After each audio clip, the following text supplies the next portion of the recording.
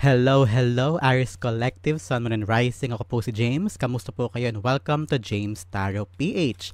Diretso na po tayo sa inyong weekly reading for April 14 to 20. Sa mga Aris po dyan na nag-celebrate po ng birthday niya sa mga araw na yan for this whole week, ay happy birthday po, and hope your wishes and dreams come true. Wishing you a good health and also a right career path, a right pagkakaperahan, lahat ng mga bagay na gusto mong makuha this time ay makuha mo, and I hope that you are having this good reflection. Isang bagong taon, nabuo na naman ang bagong taon, and you're given another year in your life. So use this sa isang makabuluhang bagay, and also time for reflection and see kung nasaan ka na ngayon sa buhay mo, so that you can have a parang starting point moving forward. So happy birthday po. Sa ibang Aries naman dyan, hello po sa inyo din, and welcome po sa ating channel. Kung nyo lang po makaka-resonate kayo and leave the rest, yung po ibang impormasyon para po sa ibang Aries po yun. So take lang po yung makaka-resonate kayo talaga. Palakasin nyo po ang inyong intuition para makuha nyo po yung eksaktong message na para sa inyo, galing sa inyong spirit guides sa reading po natin for today. Thank you po again for the likes, for the shares, for the subscriptions, and also for those who are not skipping the ads and donating po sa ating channel. Thank you very much for your generosity and kindness. So Aries, sa mga mag-birthday dyan, malibre naman. Ano mga plano nyo sa birthday nyo this week? So, ano naghihintay sa inyo ngayong April 14 to 20 para sa mga minamahal kong Aries?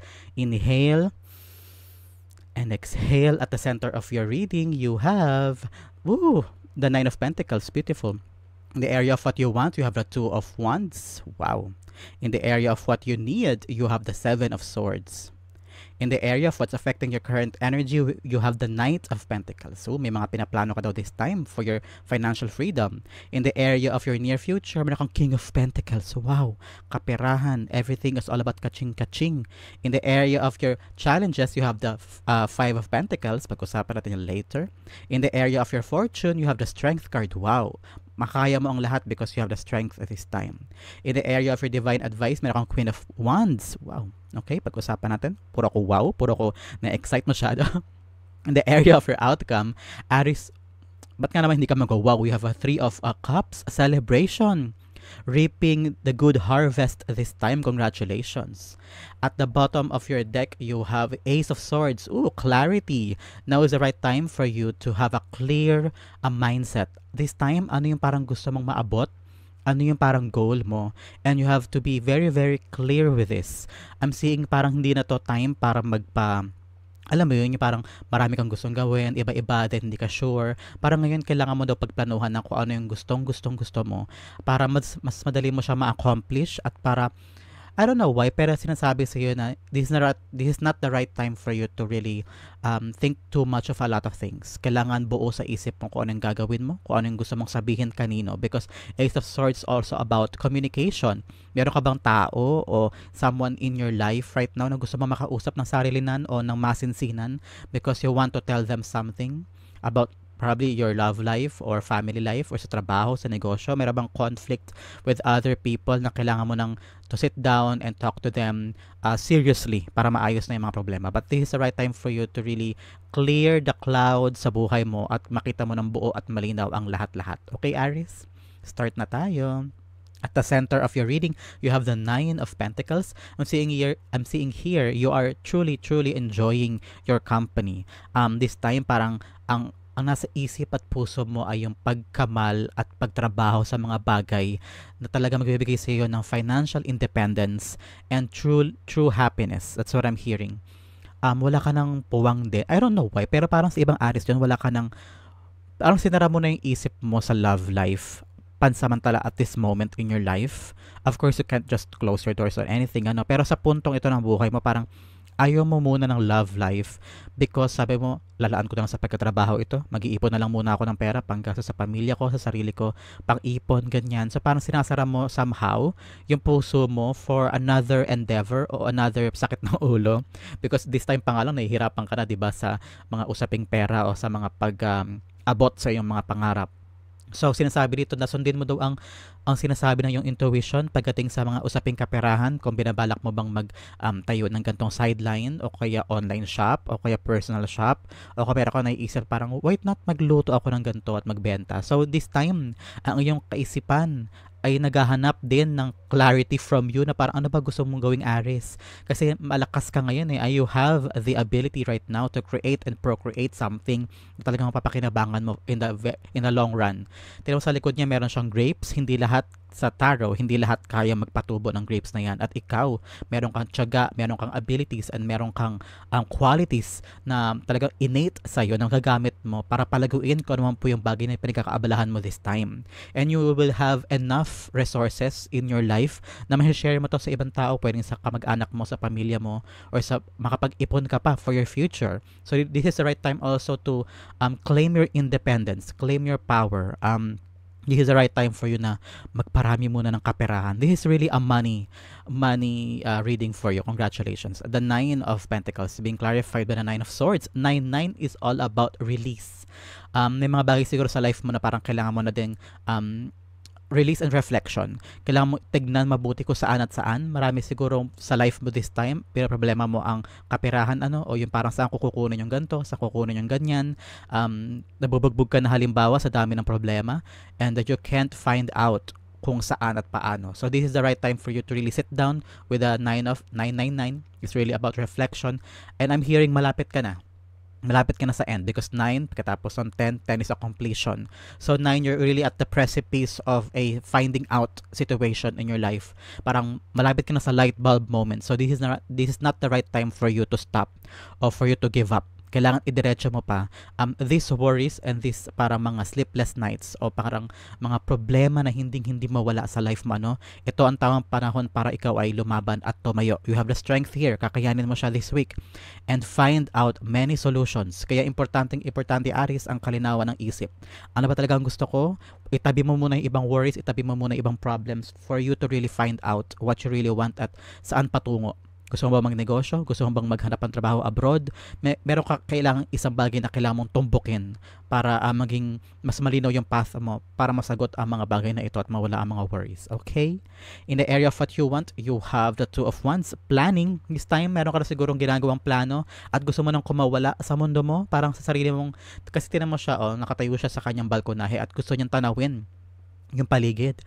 Nakikita niya yung potential na mga bagay outside of his or her comfort zone. So, this time, naririnig ko at nararamdaman ko from you na gusto mo nang may magbago sa life mo. Gusto mo nang kumawala dyan sa pagkakakulong mo sa iyong sariling mundo na parang feeling mo, ang dami ko pang pwedeng maabot, ang dami ko pang pwedeng gawin. But this time, you're still searching for how and when and kanino ako pupunta o paano ko to sisimulan. Kaya siguro importante talaga yung communication din with other people, especially with the people that you think and you know na makakatulong sa'yo. Pwedeng sabihanan mo, magtanong ka o kaya sa nanay mo, sa magulang mo kung what do you think? Ito ang gusto kong gawin. Sa tingin niyo po ba Para magkaroon ka rin ng somehow additional information at matimbang mo kung ano yung mga balak mong gawin. But I'm seeing here someone wants to travel with a globe here. Parang gusto mong lumipat. May gusto ka bang puntahan somewhere else. Nandun yung swerte. Nandun yung pagkakataon for you, an opportunity to change your life for the better. Pero meron din sa inyo, Aries, nakita ko parang nakapag-decide ka na. Meron ka ng gustong puntahan. Meron ka ng gustong gawin na plano. And you're just waiting for the right moment. Alam mo, this is the right moment. With the Ace of Swords here, parang yes, you will win this, you will conquer this. So make sure na may pag-aksyon ang mga plano. Okay, the 2 of Wands being clarified by the Tower card. Yes, you want to change your life. Gusto mo talagang kumawala na dyan sa mga pang-araw-araw mo na routine at sa magulo at chaotic at saka nahihirapan mong nag-struggle ka siguro now sa iyong sarili mundo at gusto mo nang kumawala, gusto mo nang magbago ang lahat sa life mo. And I'm seeing really others talaga na getting out of not just literally pero figuratively sa life mo. Gusto magbago na lahat. Siguro someone there also wants to travel or change ng trabaho. Nahihirapan ka na ba sa iyong work at this time and gusto mo nang lumipat? O Aries, all this dyan na parang gusto mo nang lumipat din ng tirahan because the dynamics sa tinitiran mo now ay hindi na maayos. Siguro dahil bahayan ng anak mo o bahayan ng manugang mo and you feel like you're not welcome. Kaya gusto mo nang lumipat. That's what I'm very hearing for certain Aries, all this dyan. But for others, alam mo, malinaw sa isip mo na kapag kumawala ka sa iyong comfort zone, sa iyong safe zone at nag-explore ka outside, magbabago ang buhay mo at alam mo isa yan sa mga opportunities for you. So ang kailangan mo talaga ay action, especially here in the area of what you need. You have the 7 of Swords. Kailangan mo daw talaga tong actionan and be clever. Tactic strategize. This is the right time for you to really sit down and talk to your family, talk to your kids, halimbawa, o kaya sa taong pinagkakatiwalaan mo na walang paghuhusga, walang judgment. Yung talagang they are there for you, for your betterment, ika nga. So, this is the right time for you to really strategize. Maghanap ka doon ng maraming paraan o plano. Huwag lang plan A, plan B. Dapat isipan mo yung iba't ibang pasikot-sikot para kung ano man ang mangyari sa gusto mong gawin, meron kang meron kang pamalit na strategy, hindi ba? So, this is the right time for you to really plan out. Wag basta-basta kikilos, wag basta-basta gagawa ng isang bagay na hindi pinag-isipan. Yan ang paalala sa iyo ng yung spirit guides. The Seven of Swords being clarified by, we have the Ten of Cups. Yes, for your family, for your stability. I'm seeing here na kung talagang gusto mong gawin na tong plano na ito, ask them. Take into consideration the happiness and the harmony in your family. Nakikita ko dyan kasi parang kung may bala kang gawin, magiging domino effect ito sa family mo. Syempre kung may nangangailangan ka ng changes and you want to level up in life, syempre kailangan mo rin consider yung mga taong mahal mo at kung paano sila maapektuhan ng iyong desisyon. If you're sacrificing things, mahahawa din sila sa sakripisyo na yon. So, make sure na kaakibat ng iyong plano moving forward ay kasama rin sila para pare-pareho kayong mag-adjust sabay-sabay so that yung support group ay malakas at iisa. Okay? In the area of what's affecting your current energy, meron kang Knight of Pentacles. Sinasabi dito na kaya gustong-gusto mo nang magbago, kaya gustong-gusto mo na parang financial freedom, independence, gusto ko makaipon naman, tama na yung mga magulugulong bagay sa life ko. I need to really focus on my future, focus on my happiness, focus on my resources. And this time, you're carefully thinking of this. I'm hearing may pagdadalawang isip na parang, gawin ko kaya ito, ay wag na lang. Ito kaya, ay baka magulo doon. So, parang meron kang atras-abante. That's what I'm hearing, atras-abante.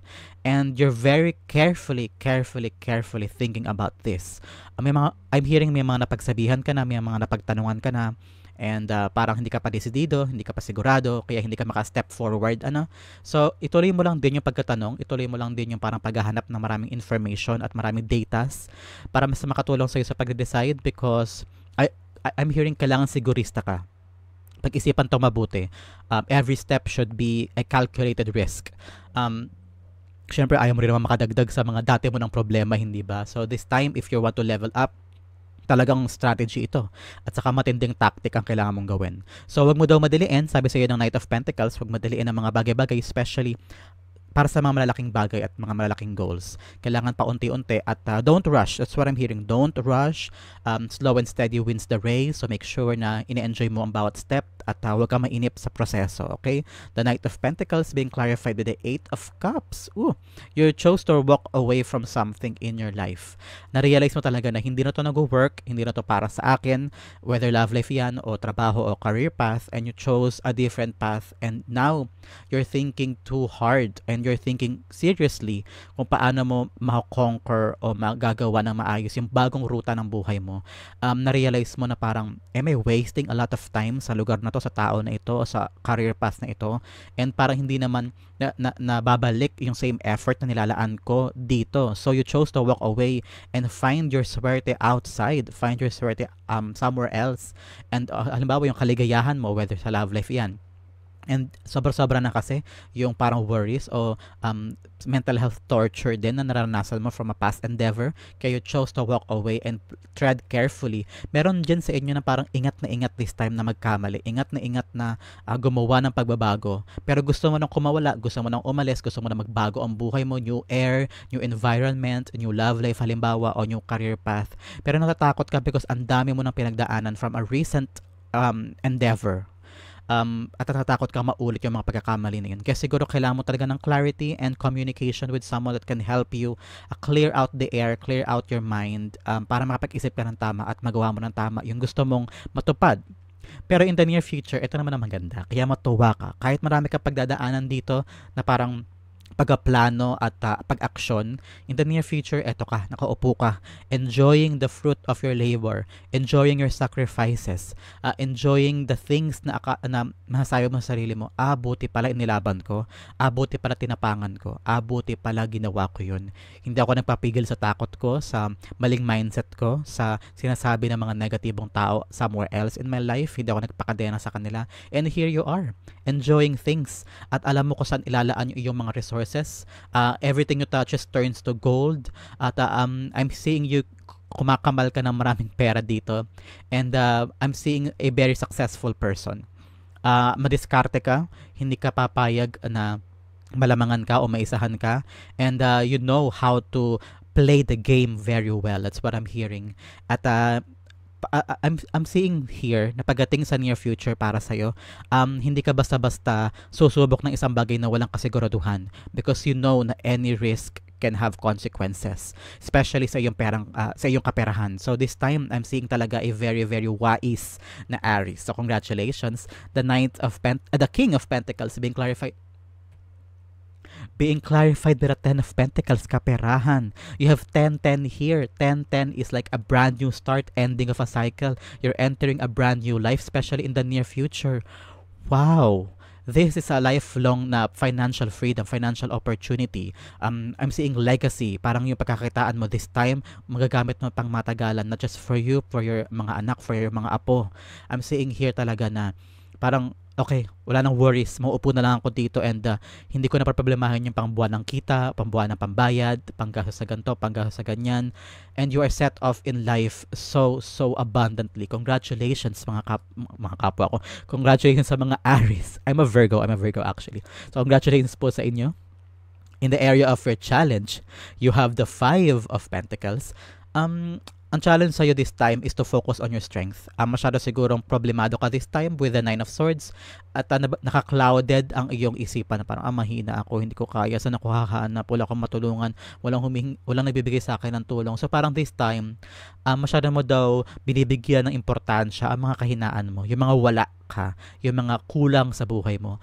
Ang power kasi ni 5 of Pentacles, palakasin mo ang iyong mga strength, ang iyong mga assets, ang iyong mga kagalingan. Yun daw magagamit mo para makalagpas ka sa 5 of Pentacles mentality or element or power this time. Maraming problema siguro, maraming financial struggles, feeling mo mag-isa ka o feeling mo walang tumutulong sa'yo, o kaya here and there lagi na lang may aberya, pero this time around, turn mo daw yung perspective mo into something positive and see kung gaano mo pwedeng lagpasan ng isang problema gamit ang iyong kalakasan. May talent ka, may skills ka, kaya mo tong gawin, kaya mo tong lagpasan. And daanan mo lamang ito and makikita mo yung tulong darating sa'yo at the right time. Okay? The 5 of Pentacles being clarified by the 2 of Pentacles. Yes, the balance and choices. Nasa iyo ang choices, kahinaan o kalakasan sa ka mag-focus. Siyempre sa kalakasan, hindi ba? Kasi yung kahinaan, lalo kang hihilahin yan pababa. So this time around, lagi mo tatandaan, pag nag-struggle, turn ng isip into positive, laging paganahin ang iyong strength kaysa sa weaknesses, kasi yan ang magiging lakas mo at armas mo moving forward. Okay, Aries? In the area of your fortune, ito ang maganda. You have the strength card. Something in your life na para makikita nila kung gaano ka kagaling, gaano ka ka-resilient, gaano ka ka-tibay. Siguro may mga tao sa life mo o mga pagkakataon talagang sinubok ang tibay mo at lakas ng loob, ano? Na parang akala nila susuko ka na, akala mo rin susuko ka na, pero hindi, laban. You've been doing this time and on again, and realize mo na every time na dadapa ka, kaya mong bumangon. Every time na naglulugmok ka, kayang-kaya mo pa rin magtagumpay, because you're a very strong person. You're very ambitious, Aries. You're very bold. Alam mo kung paano gagawin to, kaya mo lumaban, very competitive ka nga, diba? So this time, sinasabi sila maging mabait ka rin daw sa sarili mo. May mga laban, syempre, na mahirap gawin, kaya wag mo laging i-criticize ang sarili mo. Learn to appreciate your battles and your wins and your losses, and you will see that in the future, you know what, makakaya ko lahat because I'm a very strong person. Congratulations, Aries. The strength cards being clarified by the High Priestess. Something in your life right now na parang alam mo ko anong gagawin. Bibigyan ka ng iyong spirit kahit isang kalakasan and power na may figure out ni Aries kung paano gawin to. May figure out ni Aries gamit ang kanyang intuition kung ano ang sagot sa isang bagay. This time I'm hearing, in any problem daw, malulusutan mo siya agad. Malalaman mo agad ang solusyon o way out. That's what I'm hearing. And you have the power and courage to do that. Kung yung ibang tao sa paligid mo ayaw gawin kasi natatakot, this time, ikaw, bibilib sila, uy, ang galing naman ni Aris, lakas ng loob, ang tapang, ang galing, kayang-kaya niya lusutan yung mga problema niya at masolusyonan. So, congratulations. In the area of your divine advice, you have the Queen of Wands this time, especially para sa mga nag-birthday dyan. At sa inyong lahat din, Aris, you have the Queen of Wands energy daw. Ito daw ang paalala sa iyo ng Spirit Guides mo. Palakasin mo ang tiwala sa sarili, lakas ng loob, tibay ng loob, paniniwala sa sariling kakayanan. Huwag basta-basta makinig sa negatibo o kritisismo ng ibang tao. Because you know to yourself that you can do it, you can conquer, and you will win. Okay? So palakasin daw ang tiwala sa sarili. The Queen of Wands being clarified by the Ace of Wands, especially kaakibat ng tiwala sa sarili, ay yung laban, tapang na sumuong. Kahit daw anong mangyari, kung talaga naniniwala ka sa gusto mong matupad at alam mo na yun ang para sa'yo, ilaban mo daw. I'm saying here, if you want to really have a good life, a new life, nasa sa'yo yung pag-i-start. And nag-start daw yan sa pagbabago ng perspektibo. Lakasan ng loob, maniwala sa sarili, tapangan ng sarili, and i-hype mo yung sarili parang, oh, kaya ko to. Walang problema sa akin, lalaban ako, makukuha ko yan. Yes, sa ending itong lahat, makukuha ko yan. Yung parang paniniwala na kaya mo, ma-attract mo yun eh. Ma-attract mo yung energy na yun at mamamanifest mo siya. Ang yung outcome, especially of manifestation, ayan, 3 of Cups, celebration. Pag-usapan natin later, let's have additional messages from the divine. First, number 54 or 5 and 4. Kung importante po numbers po sa inyo yan. Confirmation po ito na this reading is for you. Skunk Spirit. Nakita ba kayo na skunk anywhere? Whether pictures, personal or internet.